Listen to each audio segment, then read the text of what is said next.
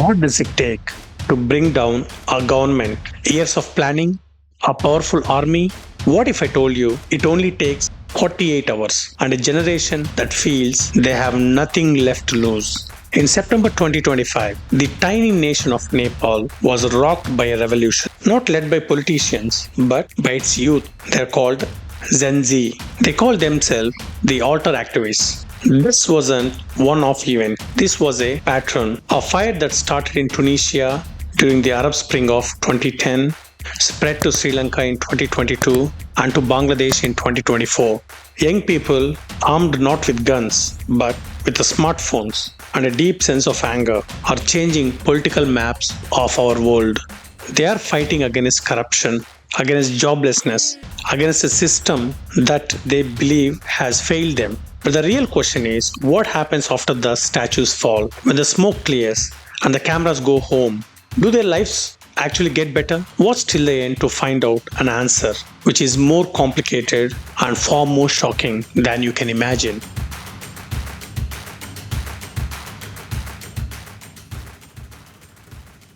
To understand this, let's go to our neighbor, Nepal. It all started with a hashtag NepoKid. For weeks, young Nepalese had been exposing the fancy lifestyles of children of their political leaders online. Designer clothes, foreign holidays, all while youth unemployment rate in the country was over 20% according to the World Bank. And the government's response? On September 4th, 2025, they banned 26 social media platforms including Facebook, X and YouTube. They tried to silence the youth. Instead, they lit the fire. What happened next had never been seen before. It was a 48-hour revolt led by a faceless group of online activists. Thousands of young people poured onto the streets. They weren't asking for change.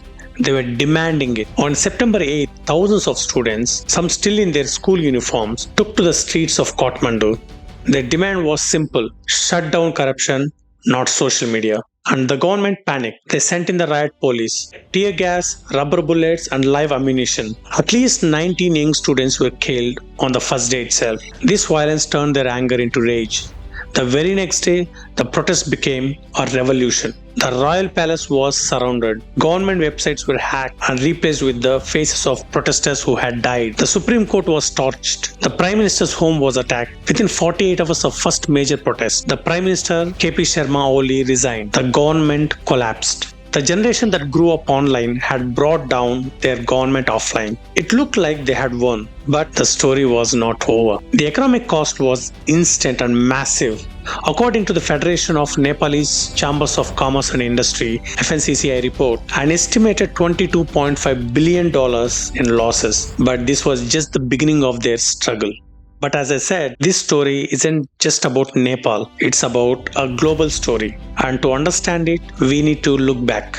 Let's go to December 2010, Tunisia, where the first digital fire was lit. It wasn't a politician who started it, but a 26-year-old street vendor, Mohamed Bouzizi. Humiliated after police confiscated his fruit cart, his only means of survival, he set himself on fire. His desperate act was a protest against a system that offered him no dignity and no future. The video of his protest went viral, a spark in a tinderbox. For decades, the region had been simmering with frustration under authoritarian rule. A massive generation of young people, more educated than ever, faced chronic unemployment. They felt Muhammad's story was their story. Suddenly, social media became a tool of revolution used to organize protests and bypass the state censorship. The fire spread. First, Tunisia's dictators fell.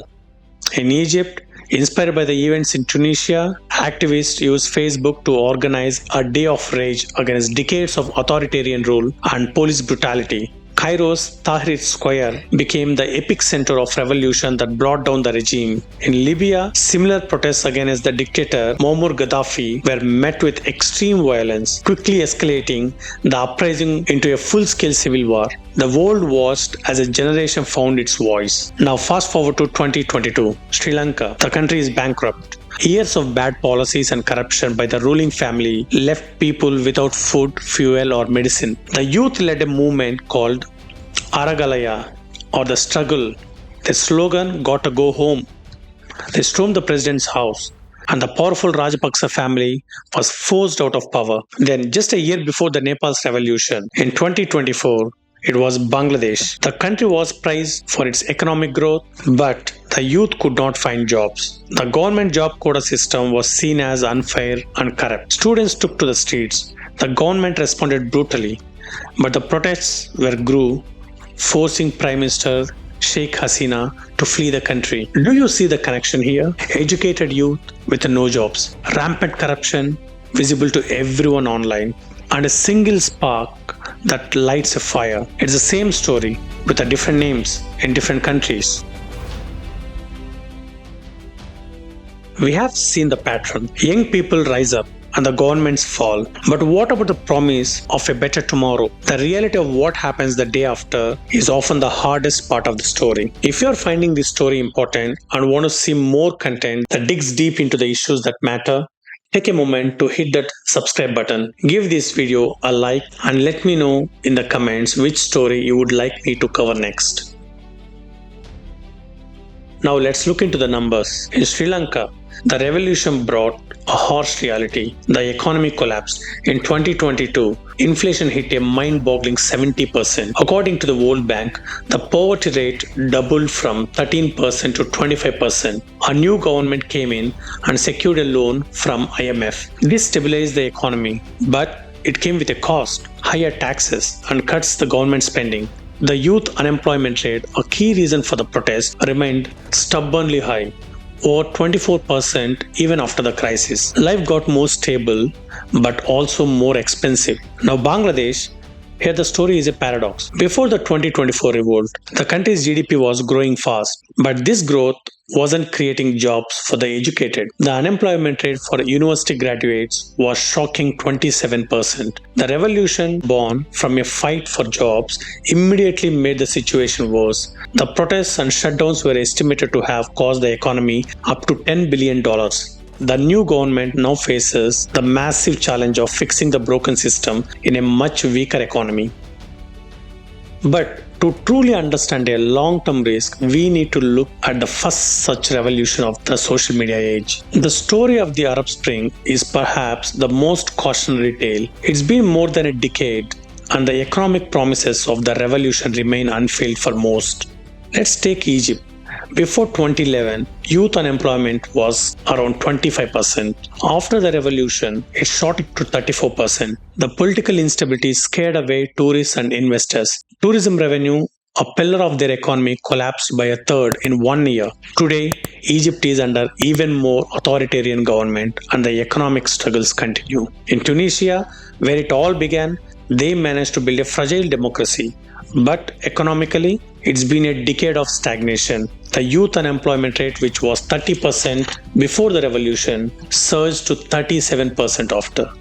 For many young Tunisians, the dream of 2011 feels very distant.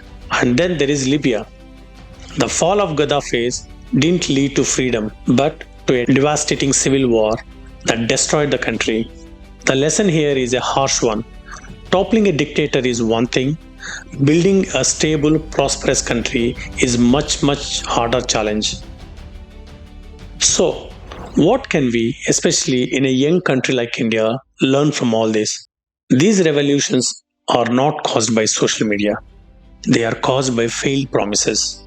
They are a warning signal that when a large number of young, educated people feel the system is rigged against them, that there are no opportunities, the system becomes a tinderbox waiting for a spark. Ignoring this is not an option.